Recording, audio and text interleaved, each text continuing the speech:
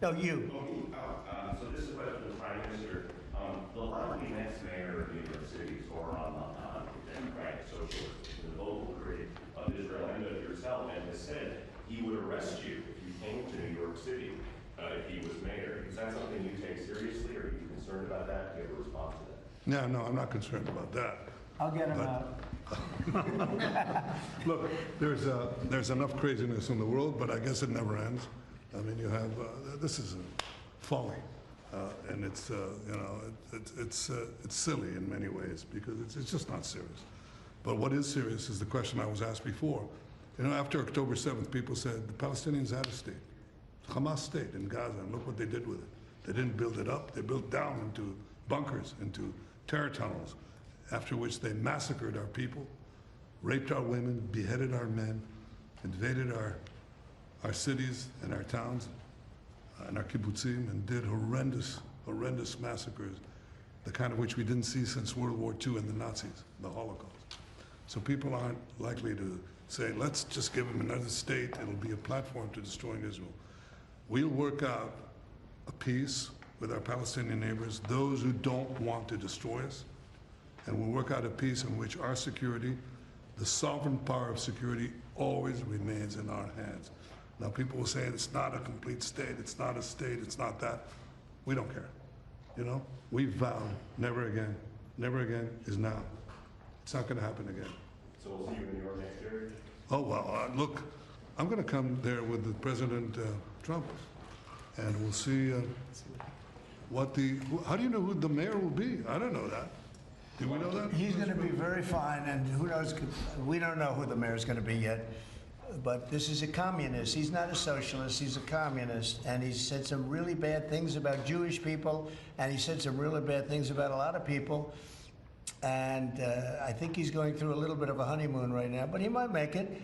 But, you know, it all comes through the White House. He needs the money through the White House. He needs a lot. He's going to behave. He'll behave. He better behave, otherwise he's going to have big problems. But it's a philosophy that this country is not ready for, and it never will be. By the way, we have a man with us who thought this was going to be a very glamorous, easy job. He's the ambassador to Israel, Mike Huckabee, former governor, former everything. I'd say he's a former everything, and respected and loved by everybody. And he loves Israel. He loves the state of Israel, and nobody loves it much more. And he's not Jewish, and he loves Israel. And he wanted to be there. I said, you know, Mike, it could be dangerous. No. Well, at least I was right about that. He was in every bunker you could be in. He was running around from bunker to bunker, but he's still with us, fortunately, and he's done a great job. Would you say a few words, Mike? Just want to say what an honor it is to serve you, Mr. President, and to see a historic horizon that we're looking at in the Middle East. And when the President made his trip to the Middle East, and then he really reached out to the new Syrian government, knowing they needed a partner, and knowing that they could pick the wrong partner. And what the President did, which took us all off guard, but the strategic move in that has set up something that is absolutely historic. And Mr. President, I don't even think you fully comprehend the impact that you're having on the region in a way that is so remarkable. And it was your leadership, your foresight, you did that. When the B-2s went in, the celebration, the sense of partnership that you gave with the Israeli people was so dramatic. But the message was bigger than to Israel. It was a message to the world. America's friends can trust us, but America's foes had better fear us. And that is a message that the President sent to everyone on the planet. And it is a message that will resonate toward a matter of peace, the likes of which I don't think we've ever seen. So thank you. Great job you're doing, too. Thank you. They love you over there. They respect him and they love him. You know, it's very, very interesting. We had the pilots here yesterday, as you know, and they were incredible. And we also had the mechanics. We had a lot of people here that had to do, a lot of people, I think about 170 people that had to do with that incredible journey, a journey that could have been horrible. You remember what happened with Jimmy Carter with the helicopters and all of the problems, and ultimately hostages. We had the exact opposite. Everything was perfect. It worked perfectly. But I didn't realize, I was saying to one, is this something that you felt strongly about? Absolutely, sir. I couldn't wait. I said, better than you, really better you than me. But they couldn't wait. He said, sir, we've been practicing for this mission for more than 20 years. From just after 2000, they've been thinking and practicing to go into that area. I guess you probably know that better than anybody, Pete. They've been looking at going in, but they never had a president that would allow them to do it.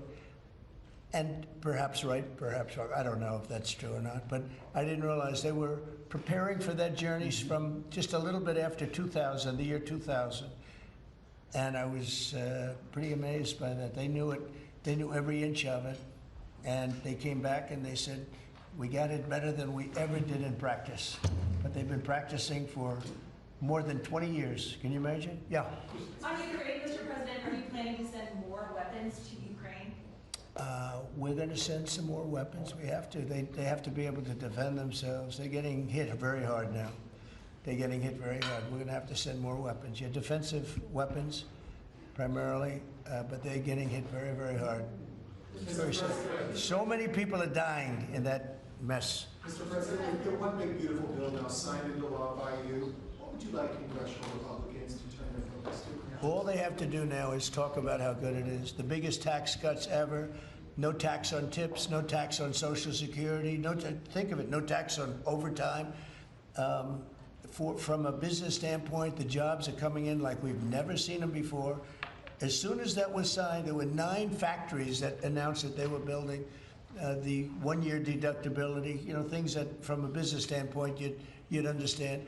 The jobs that are being created. And one of the things that is, and this is also that, but it's also because of the tariffs, a tremendous success. We're taking in hundreds of billions of dollars in tariffs. One of the things that is so exciting is the number of companies and car companies where they're building plants. AI is the big thing.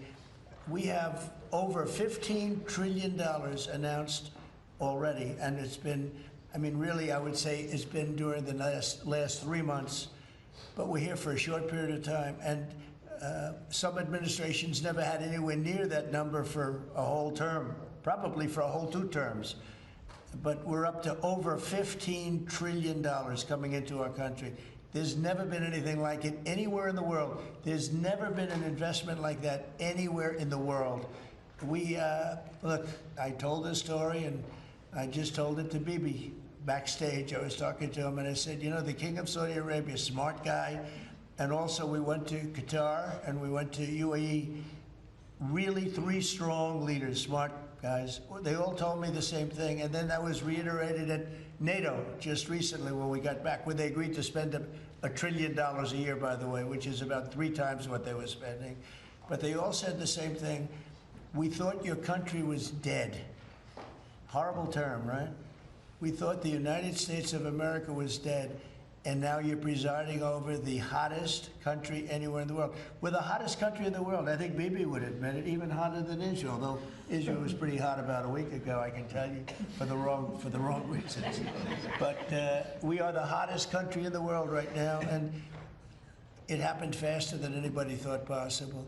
But we have over $15 trillion, and that means jobs, and that means building, and that means things like we've never seen before. So all we can do is keep working hard. There'll be always surprises. Some of the surprises are going to be bad surprises. In your view, is the war between Israel and Iran over, or do those talks need to happen before you can? Well, I would say that the best man to answer that is the Prime Minister. But I will tell you that, in my view, I hope it's over. Yeah, I think Iran wants to meet. I think they want to make peace, and I'm all for it. Now, if that's not the case, we are ready, willing, and able. But I don't think we're going to have to be. But I think Bibi would answer that question very well. I think the partnership between Israel and the United States, the partnership between President Trump and me, produced a historic victory. It's an incredible victory, actually. It brought the greatest capabilities of the United States that are unmatched with the great capabilities of Israel. And the army of Israel, pilots of Israel, soldiers of Israel,